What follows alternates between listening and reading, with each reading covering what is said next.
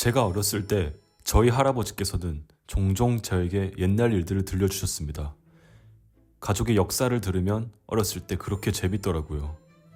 그때 할아버지께서 말씀하시길 우리 집안은 서울에 땅을 가지고 있었고 그 땅에서 농사를 지었는데 증조 할아버지가 할아버지, 할머니를 결혼시키고 급하게 돈을 마련해야 해서 땅을 싸게 팔았단다. 저는 그때 당시 속으로 굉장히 아쉬워했습니다.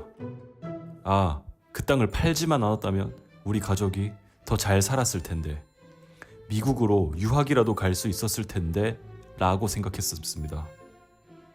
그런 생각이 듦과 동시에 할아버지가 말씀하시더군요. 하지만 만약 그 땅을 안 팔았으면 너희들은 없었겠지. 그 순간 저는 제 머릿속에서 강하게 스쳐 지나가는 생각을 지울 수 없었습니다. 만약 할아버지가 땅을 안 팔았으면 무엇이 달라졌을까?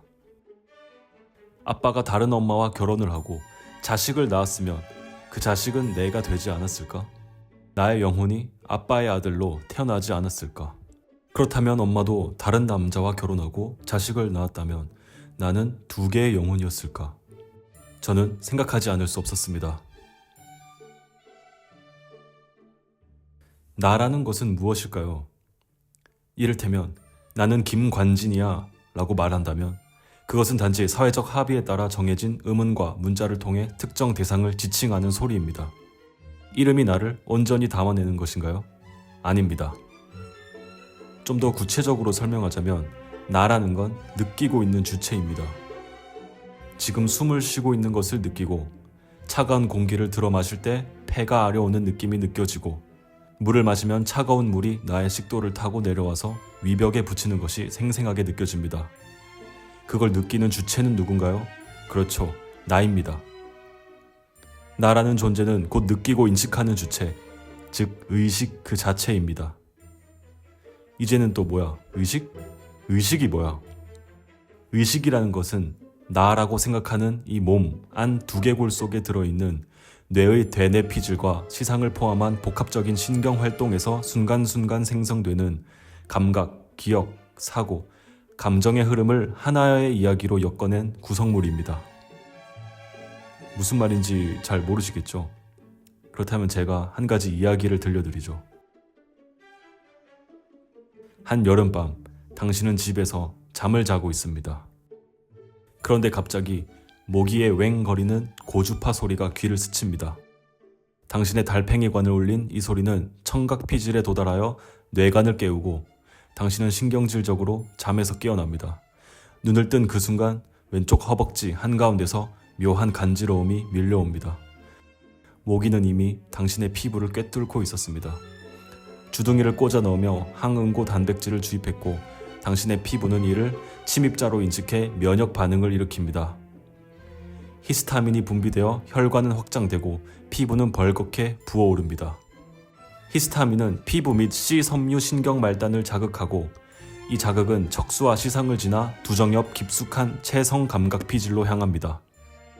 그리고 당신은 반사적으로 허벅지를 긁습니다. 긁는 행위는 침입자를 물리적으로 제거하려는 몸의 본능이고 동시에 더 강한 통증성 자극으로 간지러움을 잠시 억누르려는 신경의 전략이죠. 자, 그렇다면 여기서 간지러움이란 것이 있었나요? 없습니다. 간지러움이란 피부에 닿은 미세한 위협을 알리기 위해 뇌가 만들어낸 해석이죠. 피부에는 간지러움이라는 실체가 없습니다. 신경선에도 간지러움은 없죠. 오직 전기신호만 흐릅니다. 뇌에서 만들어낸 이야기라는 거죠. 아, 이 정도의 아픔, 고통은 간지러움이라는 자극이야 정도로 말입니다. 간지러움뿐만 아니라 배고픔, 슬픔, 기쁨, 고통 등등 모든 감각과 감정들은 뇌에서 해석한 이야기입니다. 뇌가 보여주는 영화라고 말할 수 있습니다. 그리고 이 영화는 촬영하고 녹음된 원본 영상을 각색하고 가공해서 보여주는 것입니다. 조금 더 쉽게 설명해 볼까요? 눈은 빛을 감지하고 귀는 공기의 압력, 진동을 감지, 피부는 압력, 온도 변화를 감지, 코는 공기 중 화학 분자를 감지, 혀는 입안에 녹아든 분자들을 감지합니다. 그런데 이 데이터들 자체에는 색, 소리, 맛, 촉감들이 없습니다. 400에서 700 나노마이크로 사이에 파장이 들어오면 그걸 빨강, 파랑 등으로 해석할 뿐이죠 뭐. 공기의 진동을 감지하고 리듬과 패턴을 인식해서 아, 이건 too bad네 라고 해석하는 것이죠. 이 과정은 전부 뇌 안에서 일어나는 가공입니다. 즉, 감각은 결국 뇌가 만들어낸 사용자 인터페이스입니다. 보고, 듣고, 맡고, 맛을 보고, 만지고, 인지하는 모든 것들이 우리의 뇌가 만든 사용자 친화적 보고 체계이죠. 진짜 세상은 우리가 아는 방식으로 존재하지 않을 수도 있습니다. 우리는 오직 뇌가 가공해서 보여주는 버전의 세계만을 경험할 뿐이죠. 우리가 보는 파란 하늘은 뇌의 해석, 우리가 듣는 모기의 웽 소리도 뇌의 해석, 우리가 느끼는 간지러움, 시원함, 아픔도 뇌가 이건 이런 느낌이다 라고 이름표를 붙인 것입니다. 그런데 이 모든 감각들은 주어가 필요합니다. 시원하다, 아프다, 기쁘다 라는 것들은 그냥 존재하지 않습니다. 우리가 야, 이 콜라 진짜 시원하다 라고 말하잖아요. 콜라를 마셨거나 만지거나 해야지 말할 수 있습니다. 감각을 경험한 내가 있어야지 나는 시원하다 라고 말할 수 있죠. 내가 경험한 이 콜라는 시원하다 라고 말해야 합니다. 내가 경험해야 하는 것이죠. 콜라병 표면에 맺힌 이슬을 보면서도 말할 수 있겠죠. 그렇다면 이때는 이 콜라 시원하겠다 라고 말해야 합니다. 이 말도 엄밀히 표현하자면 내 감각기관에 들어온 콜라병 표면의 이슬을 경험한 나는 이 콜라를 시원할 것이다 라고 예측한다 라는 것이죠. 즉, 이 자극, 감각, 경험들은 나가 경험해야지만 존재합니다. 그래서 뇌는 온갖 신경신호, 감각, 기억, 감정, 생각들을 처리하면서 중심점을 필요로 합니다. 그 중심을 만들어야 이건 나의 몸이다, 이건 나의 생각이다, 이건 나의 감정이다 라고 정리할 수 있죠. 그래서 뇌는 나라는 모델을 만들어낸 것입니다. 모든 감각이 뇌의 가공이듯 나라는 의식 자체도 뇌가 만들어낸 가공된 이야기입니다. 왜냐고요? 생존하기 위해서이죠. 수백만 년 전 우리들의 조상들이 살아가기에 세상은 너무 복잡하고 무자비했습니다. 외부 세계는 수십억 개의 입자, 소리, 빛, 온도, 냄새, 감정, 위협 등이 무수히 복잡하게 흐르고 있었고 이 모든 것을 있는 그대로 받아들이면 너무 많은 정보에 압도돼서 뇌가 정보 처리를 할 수 없게 되고 생존에 필요한 행동을 할 수 없기 때문이죠. 필요한 것만 빠르게 유학하고 해석해서 행동을 결정하자. 뇌는 생존을 위해 요약 모델을 만들었습니다. 그래서 뇌는 이렇게 생각하기 시작합니다. 나는 여기 있다. 나라는 중심점을 설정. 저것은 위험하다. 정보를 빠르게 해석. 이건 먹을 수 있다. 행동을 유도. 이건 나다. 외부 세상이 나에게 의미를 주는 것이 아니라 나의 뇌가 의미를 만들어서 세상을 바라보는 것입니다. 바로 살아남기 위해서이죠. 또한 나라는 의식은 특정한 조건, 특정한 순간, 특정한 조합에서만 잠깐 발생한 흐름입니다. 잠깐이라는 것이 굉장히 중요한데요. 우리들은 끊임없이 흐르는 감각, 기억, 사고들의 덩어리입니다. 이것은 마치 강물이 매 순간 방향과 속도가 바뀌듯이 매 순간 다른 구성을 가지고 있는 것이죠. 가령 아침에 눈을 떠서 침대에 누워있을 때의 나는 그저 이불 속 따뜻함과 졸음에 빠진 게으른 존재입니다.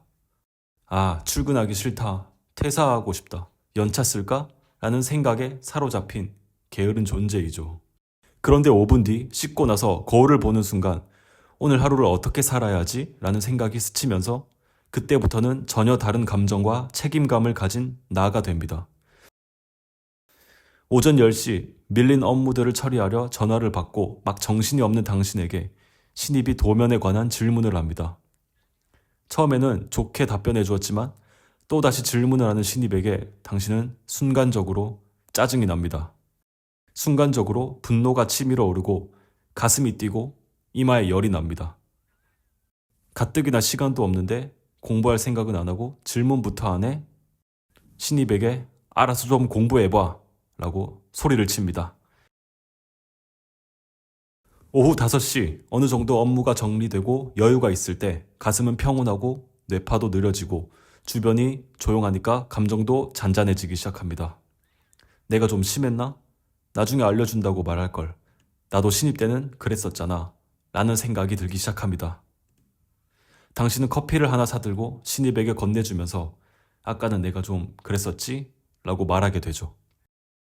이처럼 나라는 것은 언제나 같아 보이지만 실제로는 특정한 순간, 특정한 조합 위에서만 잠깐 존재했다가 또 다른 구성으로 흘러가는 하나의 패턴일 뿐입니다.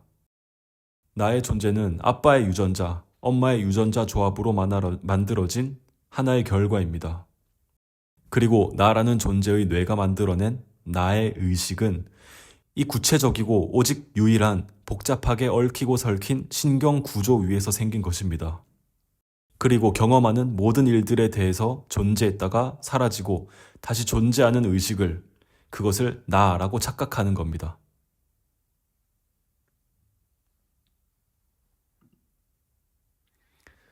그런데 만약 아빠가 다른 사람과 아이를 낳았다면 유전적 조합이 달라지게 되고 그에 따라 뇌의 구조도 달라지고 결국 그 뇌가 만들어내는 의식의 흐름도 완전히 달라져 현재의 나와는 전혀 다른 존재가 됩니다. 나의 의식은 그 존재의 의식이 아니게 되죠. 그래서 아빠의 아들은 지금의 나가 절대로 될 수 없는 것입니다. 사실 저는 저의 증조 할아버지를 원망까지 했었습니다. 그 아까운 잠실 땅 팔아놓지 마시고 조금만 더 가지고 있으시지. 그랬으면 내 인생이 뭔가 이렇게 황금빛으로 물들 텐데 라고 말이죠.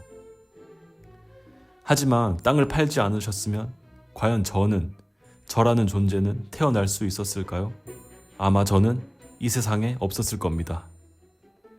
증조 할아버지가 땅을 파셨기 때문에 지금의 내가 존재하는구나 라는 생각이 맞다라는 것이죠. 이렇게 생각해보니 저는 소름 돋지 않을 수 없었습니다. 증조 할아버지 덕분에 내가 태어났는데 그 할아버지의 증조 할아버지는, 그 할아버지의 증조 할아버지는, 그 할아버지의 아버지는 지금의 나가 만들어지기 위해서는 얼마나 많고 많은 우연들이 겹쳐져야 할까요?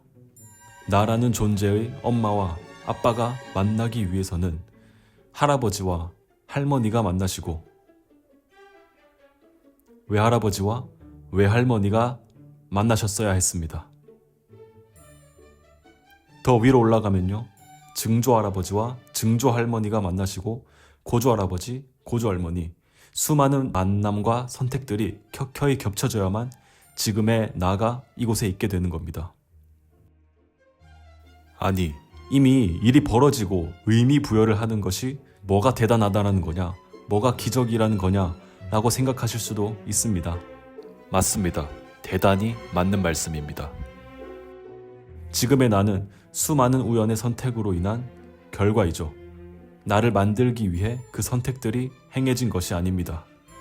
선택이 먼저 있었고 그 후에 따른 결과가 나입니다.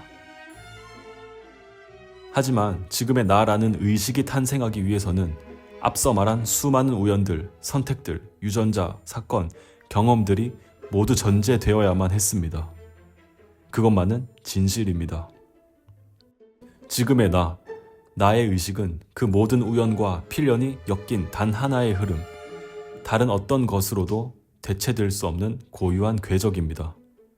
그리고 그 나라는 의식이 지금 이 순간 존재하고 있다라는 사실 자체가 모든 우연과 선택이 이미 결정된 것처럼 느껴지게 만듭니다.